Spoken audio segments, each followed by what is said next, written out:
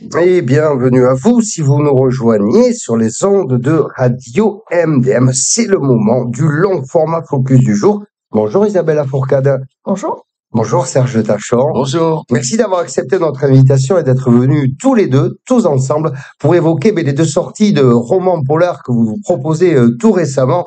La même édition d'ailleurs, j'imagine. Hein, Oui, c'est ça. oui, Alors, c'est dites-moi, le même éditeur. Enquête à Mont-de-Marsan, mort au musée d'Isabelle Lafourcade et de Floc Garbure et Coufouré. Charles ex-Braillard Villéland, c'est un personnage récurrent, je crois. Serge Tachon, Charles ex-Braillard, de vos romans. C'est ça? Non, Pas du tout. c'est la première fois. Oh Mais là là. par contre, c'est un personnage réel. D'accord. Alors, j'ai commencé comme ça, mais on va faire honneur aux dames, Serge, si ça Bien vous dérange sûr, pas, avec plaisir. avec Isabelle Lafourcade, avec cette enquête au musée, avec ce meurtre au Centre d'art contemporain, le CAC, et puis l'aventure qui en suivra. Tu étais venue déjà, Isabelle, on se permet le tutoiement, à nous présenter ton dernier ouvrage, avec pas mal de personnages que l'on peut reconnaître à travers tes écrits, Isabelle, hein? Oui, c'est le 4e roman policier, effectivement. On reconnaît bien les lieux et on reconnaît aussi certains personnages. Alors, c'est un excellent moyen, non seulement de se balader à Mont-de-Marsan, parce que tout un lieu identifié évidemment, mais aussi de rentrer dans cette enquête avec un petit clin d'œil aussi à notre journal local que tu déclines, Loupignotte, hein, c'est ça, parce Voilà. que forcément, c'est le rédacteur en chef du Pignotte qui se fait... Le rédacteur en chef du Pignotte, donc, qui est assassiné dans feu le Centre d'art contemporain. Avec cette enquête que va suivre Hervé, de son prénom. Voilà, le commissaire Hervé Lafourcade. Et alors là, c'est là un moment où je vais quand même en faire un petit peu écho. Je l'avais évoqué quand j'avais découvert ça. C'est maman Jeannot qui est en train de lire cet ouvrage. Elle dit, mais Jeannot, mais Radio MDM, matinale, tu es dans l'histoire. Mais qu'est-ce qui t'a pris, Isabelle? Oh ben, comme j'écoute Radio MDM régulièrement, je me suis dit, et puis c'est vrai que ce fameux Jeannot, on le voit partout. Trop, même. Au vernissage, d'exposition, au marché, au concert, il est partout. Donc, forcément, il est sur les lieux du crime et il peut être suspecté à un moment donné. Hein. Oui, il arrive dans l'histoire, parce que moi, je suis en train de le lire. J'ai commencé par celui-là. Je lirai l'ouvrage de Serge Tasson. C'est vrai, il fait partie des suspects. Bon, ouais, ça... Oh, il est interrogé parce qu'il était là, mais bon. D'accord, alors je suis pas encore à ce passage. Je vais essayer d'y venir bien vite. Moi, c'est le Moon essentiellement qui t'inspire, Isabelle, puis l'envie de faire des aventures comme ça, de raisonner autour de mon C'est né un soir de vernissage au Centre d'art contemporain. C'est Nicolas qui travaillait là-bas qui me dit, mais pourquoi tu fais pas un roman qui se passe ici, parce que c'est un beau lieu, il faudrait en parler et tout ça. Mais je lui dis, t'as raison. Et voilà. Et ensuite, il y a eu le confinement, reconfinement. Ensuite, j'ai changé d'éditeur. Et quand le livre arrive, le centre d'art est fermé, et c'est dommage. Et oui, parce que ça, c'était la mauvaise nouvelle de ces derniers mois avec la fermeture de celui qui est tellement précieux et presque emblématique, j'allais dire, de Mont-de-Marsan. Ça fait quand même quelques dizaines d'années qu'on pouvait aller au centre d'art contemporain. J'ai cru voir d'ailleurs passer, qu'ils mettaient en vente quelques pièces de leur, qu'il y avait en réserve de leur collection personnelle. On vous y invitera, bien sûr. Alors, tu évoques comme ça, après, au gré de tes aventures, inspirations sur le Moon, est-ce que ça te, justement, est-ce que ça t'inspire, Lisa? Oui, alors je tiens à préciser que c'est un roman, c'est-à-dire ce sont des histoires inventées, y compris ce que fait Jeannot dans le livre, c'est inventé aussi. Ah oui, ça je vous confirme, quand j'y arriverai. Et son passé aussi est inventé, hein, parce que après il y a des gens qui me disent, mais est-ce qu'il y a des choses vraies? Je fais non, c'est pas vrai, c'est un roman. C'est le but du roman d'ailleurs. C'est une pure création romanesque. Si on doit remonter un peu, Isabelle, ton amour de cette spécificité du roman particulièrement, dans tes écrits. Oui, mais parce que ça permet de raconter ce qu'on a envie de raconter. C'est un ouvrage que tu as... Combien de temps tu as écrit ça, Isabelle? 5 mois, 20 jours et 6 heures. Tu l'as exactement bien sûr ou tu te fiches de moi? Tout le monde pose la question. Ouais, mais je sais, mais comme je ne suis pas du tout régulière, je n'en sais rien. Mais justement, alors, donc j'ai répondu n'importe quoi, comme d'habitude. Alors je vais éviter de dire n'importe quoi, ça m'arrive pas. Non, mais... ta pratique d'écriture, c'est quand tu as envie que tu as un peu de temps. Voilà, c'est ça. Alors Serge, lui, il me dit, mais tu devrais écrire 2 heures par jour, être régulière et tout ça. Et en fait, j'y arrive pas parce qu'un coup je fais ci, un coup je fais ça. Voilà. Donc, parce que Serge, toi, tu écris plus comme ça avec une certaine rigueur. Alors après, je suis pas non plus l'esclave de l'écriture, mais donc c'est vrai que, par exemple, le matin au lever, moi je suis un lève-tôt, Donc j'aime bien profiter de ce moment où tout est calme pour pouvoir écrire. Alors, mais ça ne veut pas dire que j'y arrive tous les jours. Mais c'est vrai que j'essaie de m'astreindre à un petit peu tous les jours. Bien que des fois je ne puisse pas, puisque je travaille pour Sud-Ouest, donc des fois je n'ai pas le temps. Mais quand je peux, oui, j'essaie de m'asseoir et d'écrire. Alors c'est important pour moi parce que la régularité, ben ça permet d'avoir certains automatismes. Et après, les choses se font plus facilement. Maintenant, c'est mon opinion. Bien sûr, là, on va rappeler, puisque tu l'as évoqué, que tu es Serge Tachant, le correspondant autour de Mont-de-Marsan, du Sud-Ouest. Tout à fait. Et que ça occupe une bonne partie de tes journées, mais c'est aussi la plume, quoi, parce que, voilà, c'est exactement. C'est dans le même domaine, hein. Toi aussi, une sorte de passion, de quelque chose qui me Oui. Et puis, pour Sud-Est, ce qui est intéressant, c'est d'écrire sur des sujets imposés. Ça, c'est un exercice aussi qui est pas mal. Donc, tu as bien noté, mais pour l'instant, tu n'y arrives pas, donc, Isabelle, à avoir cette rigueur, mais ça fait sourire, évidemment. Hein. Je n'arrive à rien, je sais pas, en fait. Non, mais c'est pas grave. Après, le principal, c'est qu'elle puisse écrire un livre. Donc et ben, apparaissent aussi des personnages qui font, alors, à la lisière des aventures personnelles autobiographiques et pas les fameuses chroniques aussi du Moon, parce qu'il y a... les chroniques du Moon qui sont nées en 2001, parce que je suis la plus vieille blogueuse de France, mais voilà. Mais oui, bon, ben là, c'est pareil. Il y a 13 ans, à peu près, au bout de 13 ans, j'ai laissé à peu près tomber, et je mets des trucs de temps en temps quand même. Voilà. Mais certains pourront le regretter d'ailleurs, peut-être un peu, parce que ça faisait écho à tout ce qui se passait un peu, les expositions, les concerts, le ciné, la partie tauromachique. Enfin voilà, c'était quelque chose qui faisait écho à une sorte d'actualité montoise, quoi. Oui, mais je me dis qu'il y a peut-être les réseaux sociaux qui ont beaucoup remplacé ça, quoi. Donc, de l'inutilité ou presque, quoi. C'est ça? Oui, non, j'en avais assez, parce que ça fait 23 ans. Qui fait un blog depuis 23 ans. Mais Isabelle Lafourcade. Oui, voilà, c'est ça. Quand on peut s'originaliser comme ça. C'est vrai que c'est là que j'ai commencé vraiment à écrire, à développer, effectivement, sur des sujets imposés, parce qu'il y avait des vernissages, des concerts, la tauromachie, enfin, tout ce qu'on peut trouver ici, sauf le sport. Ça, c'est vrai que j'ai jamais traité. Hein. Après, tu aurais pu avoir des correspondances. J'ai jamais trouvé non plus de correspondance sur le sport, parce que j'avais demandé, mais. Tu m'avais pas demandé à l'époque. Personne ne s'est proposé. C'était pas payé. Ah, mais non, mais pas de problème. Alors ça, c'est avec beaucoup de plaisir que l'on suit aussi tout ça sur nos ondes. Vous étiez rencontrés comment, Isabelle et Serge, d'ailleurs, à l'occasion de vernissage comme ça, ou c'est l'écriture qui vous a... Oui, c'est l'écriture. Oui, l'expo Terre des Landes, là. Oui, exactement. Comment ça s'appelait? Les Landes ont du talent. Oui, c'est ça, les Landes ont du talent. Et là, c'était un truc génial. Et j'ai rencontré... Qui n'a pas été refait, d'ailleurs. Plusieurs auteurs, dont Serge. Et c'est vrai que c'était une belle journée, Le week-end d'ailleurs, c'était sur 2 jours. C'était sur 2 jours, À la fin d'un vernissage au Centre d'art contemporain de Mont-de-Marsan, le directeur du journal local est retrouvé mort appuyé contre une œuvre. Ah oui, d'ailleurs, Game of Thrones, puisque c'est une expo, Game of Thrones, c'est une envie parce que tu as particulièrement apprécié cette série, Isabelle? Oui. Autant je rentre peu souvent dans les séries américaines ou anglaises, autant celle-là, c'est vrai que j'ai été emballée par le début, pas par la fin, mais bon. D'accord. Et donc, le commissaire Lafourcade enquête, bien que ni l'art ni la série Game of Thrones, sujet de l'expo, ne soit de grande passion pour lui, préoccupations écologiques, visite de Marquez, évocation des sources guérisseuses, très nombreuses dans le département, mais quel rapport avec l'enquête? C'est le 4e de couverture, hein. J'ai juste pris la peine de le lire un tantinet. Et les hérissons aussi, parce que moi je suis là sur la face hérisson, là. Oui. Il y a un hérisson qui apparaît, puis tu en parles un peu, vient d'où l'hérisson? Le hérisson est en voie de disparition. Donc c'est pour ça que je tenais à en parler, parce que c'est un animal qui est présent depuis la préhistoire. Et on en trouve de moins en moins dans les rues écrasées la nuit. Et c'est pas parce que les gens conduisent mieux, c'est parce qu'il y en a moins. Et donc c'est important. Mais les gens se murent, alors qu'un hérisson, il a besoin d'une quinzaine de jardins pour survivre. Donc il faut bien qu'ils puissent passer de l'un à l'autre. Mais les gens, ils se renferment chez eux.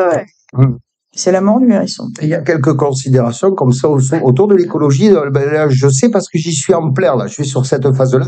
Tu fais évidemment, mais comme beaucoup d'auteurs, aussi quelques rapports avec tes préoccupations à toi, qui me semblent très importantes aussi, quoi. Tout à fait. Et donc, je sais pas, qu'est-ce qu'on peut dire après, parce qu'il faut pas évidemment dévoiler la fin que je ne connais pas, parce que pour l'instant, je sais pas qui c'est qui a tué ce rédacteur en chef du journal Loupignotte. On sait pas trop s'il y a un accident actuellement ou s'il est tombé sur l'heure. Enfin bon, bref, que vous avez lire ça. Où est-ce qu'on peut se le procurer enquête à Mont-de-Marsan, au musée Isabelle? Les bonnes librairies.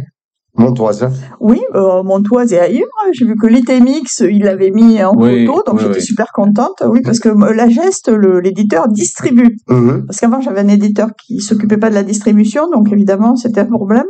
Mais là, non, il est bien distribué. Et puis, je serai chez Lacoste le 1er juin, toute la journée pour les dédicaces. Le 1er juin, le jour de la finale, la Coupe du Monde des Landes de basket. Oui, mais le basket, c'est... Oui, tu t'en fiches après du sport. C'est juste de 3 heures, donc vous avez tout le temps de venir me voir, non, justement. Mais j'y pense. Il y aura un monde fou en ville, c'est dingue. J'y pense parce qu'on en a parlé hier soir à l'occasion de notre magazine mensuel avec le comité des Landes de basket, mais c'est vrai que si le temps est de la partie, ce 1er juin prochain, le monde risque d'effervescer et on se fera un plaisir, Isabelle, de rappeler le rendez-vous du côté de la librairie Lacoste. Bah oui, mais forcément. Alors, pour Serge Floch-Garbure et Coufouré, Charles Exbraya visite les Landes, j'ai pas pouvoir faire le malin ou poser des questions trop judicieuses parce que je l'ai prêt à lire. Après, une fois que j'aurai fini, tu vois, c'est juste que Maman Jeannot a eu les deux et qu'elle a commencé par l'ouvrage d'Isabelle Lafourcade. Est-ce que tu peux me cadrer le décor, Serge, de ce roman ? Oui, avec plaisir. Donc déjà, ça se passe à Saint-Sevé.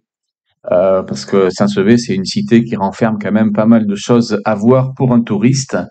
Et ça m'a bien servi parce que j'ai imaginé Charles Exbraya, qui a donc vraiment existé, qui était un auteur de polar qui a eu beaucoup de succès dans les années 70, début 80.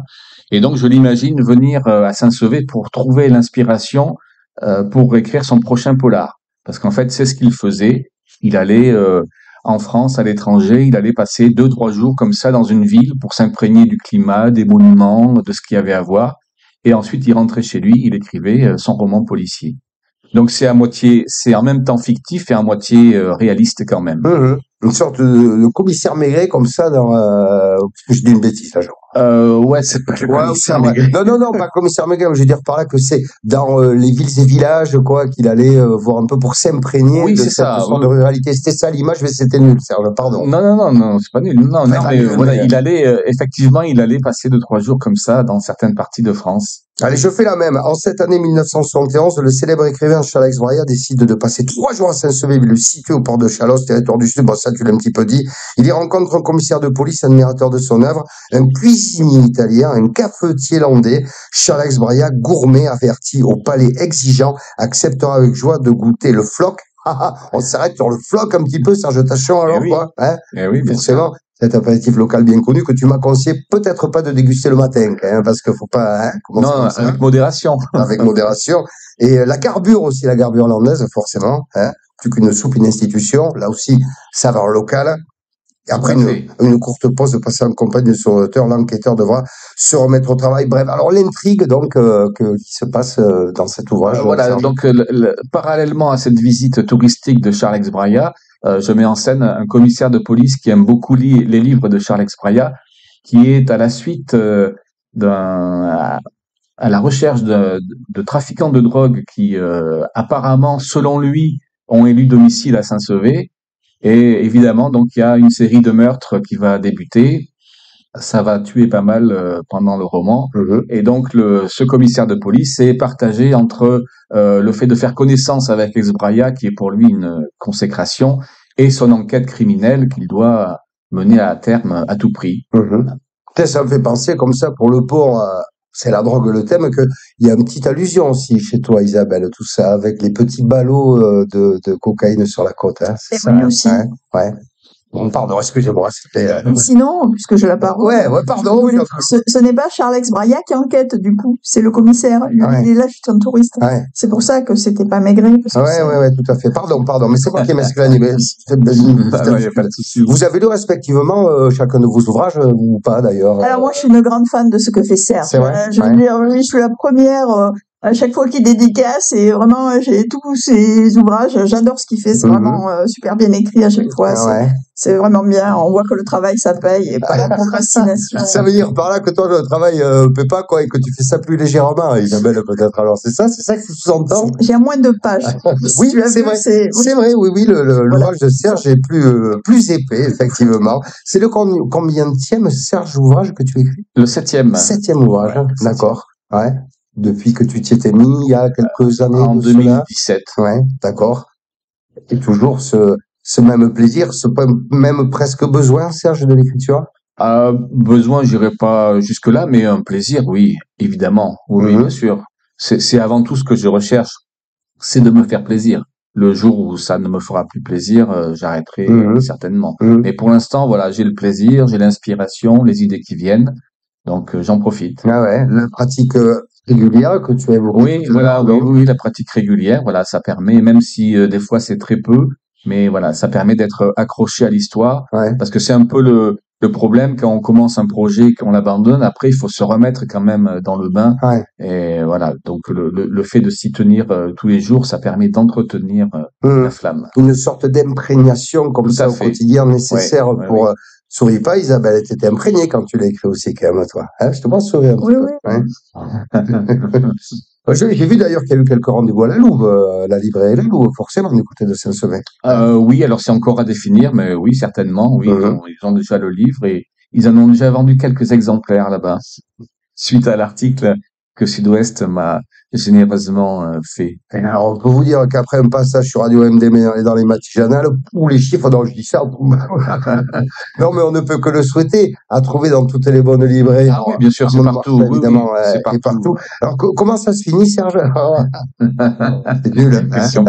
Exbraya rentre chez lui. Ouais. Et puis il se fait. Oui, on peut le dire. Exbraya rentre chez lui.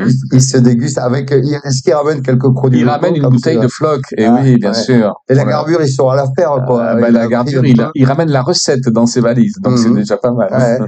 Donc c'est un ouvrage, alors je vais regarder, il est effectivement plus épais que l'ouvrage d'Isabelle, c'est pas du tout pour comparer, combien je mets les lunettes, forcément, comme vous, j'ai besoin de ça, quelques 300 et quelques pages, quoi, sur parce que ce que j'ai voulu faire en même temps, en plus d'écrire une intrigue policière, j'ai voulu faire connaître cet écrivain qui est Charles Exbraya, qui était Charles Exbraya, et qui, moi, m'a beaucoup marqué quand j'ai découvert son œuvre. Donc, je voulais à tout prix lui rendre hommage. Et d'ailleurs, pour la petite histoire, comme tu as dû le voir sur la couverture, le livre est préfacé par sa fille. D'accord. C'est-à-dire que j'ai réussi à contacter la fille de Charles Exbraya. Je lui ai fait lire le manuscrit et elle l'a trouvé assez correct pour me faire l'honneur de me rédiger la préface du livre. Et l'univers littéraire de Charles Exbraya? Alors l'univers littéraire, Charles Exbraya est très connu pour un personnage en particulier qui est Imogène, qui a été joué par Catherine Fro il y a quelques années dans le film Imogène. Voilà. D'accord. Quand on parle de ce film, voilà, Imogène, c'est une espionne complètement farfelue qui prend ses amis pour ses ennemis et vice versa. Et voilà, Exbraya a créé ce personnage-là qui est comique, truculent, mais il a créé bien d'autres choses. Et c'est ce que j'essaie de faire connaître à travers mon roman. Où est-ce que ça nous amène, ces pérégrinations dans ce roman? Donc, autour de Saint-Sever? Saint-Sever. Essentiellement. Essentiellement Saint-Sever. Alors là, par contre, il faut de bonnes chaussures parce qu'on va marcher dans les rues de Saint-Sever. Le jour, la nuit, on va visiter toutes les grandes choses qu'il y a à voir à Saint-Sever. Ouais. Et tu l'as écrit en y allant régulièrement ou tu connaissais Saint-Sever? Non, pas du tout. Alors, je me suis documenté sur Saint-Sever. J'ai contacté par mon pote correspondant de Saint-Sever, j'ai contacté un historien local qui connaît la ville par cœur, donc il m'a donné quelques indications, quelques petits tuyaux, et voilà, donc c'est parti. Le pote correspondant local, c'est Michel Lafitte? C'est Michel Lafitte, tout à fait. On le connaît pas mal, on l'a reçu souvent, et d'ailleurs, studio Radio MDM à Banos, je vous rappelle, avec notre fréquence Chalot-Sautur-Sanaise, le 93.8, et donc vous entendez les amis auditeurs de J'aime tourner vers le sud, Banos, coucou, et toute la région. Saint-Sever au cœur de l'ouvrage de Serge Tachon. Ah oui, Saint-Sever est à l'honneur, on peut le dire.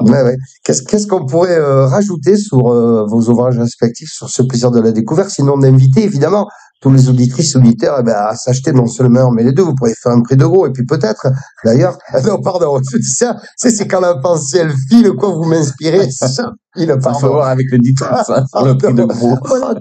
Qu'est-ce qu'on peut en dire? Je peux en dire comme bêtise. Et puis, donc, de se plonger dans ces deux lectures. Bon, on aura peut-être, puisque vous nous avez fait le plaisir d'arriver avec chacun l'ouvrage en question, peut-être de le faire gagner comme ça. Avec plaisir. Auditeurs. Bien sûr. Bonne idée. Ben oui, c'est cool ça, puisque papa et maman Jeannot, ils l'ont déjà, donc moi je vais les lire, il n'y a pas de raison, à moins que je le laisse un peu à la rédac ici, le temps qu'on le lise, et puis que je le fasse gagner un petit peu après, on verra ça. C'est toi qui vois. On verra ça. Ouais, je sais pas, parce que j'aurais envie de poser encore quelques questions, je suis pas sûr qu'on ait fait le tour, mais est-ce que ça peut, au niveau du temps, on arrive, alors on n'est pas tout à fait au bout, mais on peut avoir le temps pour dire quelques petits trucs, ciné du plaisir, évidemment. Isabelle Lafourcade. C'est mon précédent ouvrage se passait à Saint-Sevé. D'accord. Donc, qui s'appelait L'assassin était Saint-Séverin. Donc, en fait, il n'y a pas besoin de le lire, on sait qui est le coupable. Ouais. Et donc, du coup, je me dis, mais c'est en fait Serge qui, il s'est inspiré de ce que j'avais fait. Et ça, tu viens de voir l'illumination à l'instant. Et d'ailleurs, Lafourcade, il n'y a qu'un fait pour Hervé Lafourcade. Ah oui, c'est pas le commissaire, pour Isabelle Lafourcade, vous en mettez deux. Il y a un petit clin d'œil quand même aussi, Isabelle. C'est un peu de l'enquêteur ou pas du tout? T'es un petit peu du commissaire? J'ai aucune imagination. Ouais. T'es un petit peu de ces personnages-là ou au cœur, là? Tu y mets un petit peu de toi dans quelques heures?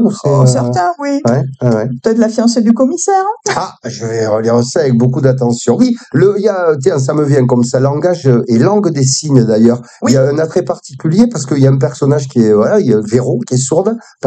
J'ai une amie qui est sourde et donc c'est vrai que les anecdotes qu'il peut y avoir, les incompréhensions, tout ça, ça m'était directement inspiré, oui. D'accord.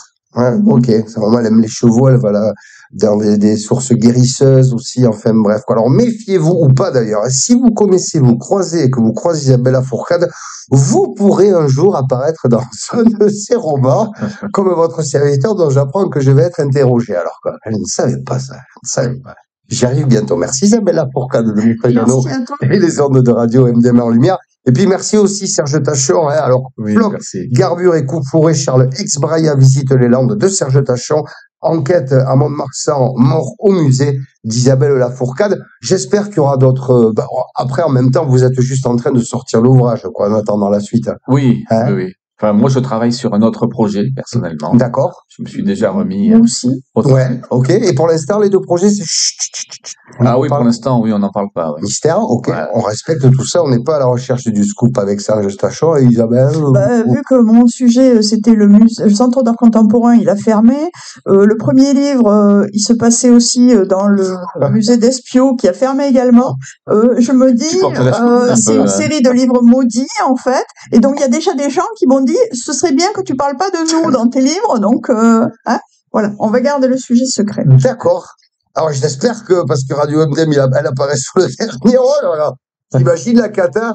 Imagine les millions d'auditeurs, auditrices. Oui, parce que nous sommes, j'arrête, pardon, excusez-moi, j'arrête. Merci Serge Tachon. Merci à toi. Merci, Isabelle.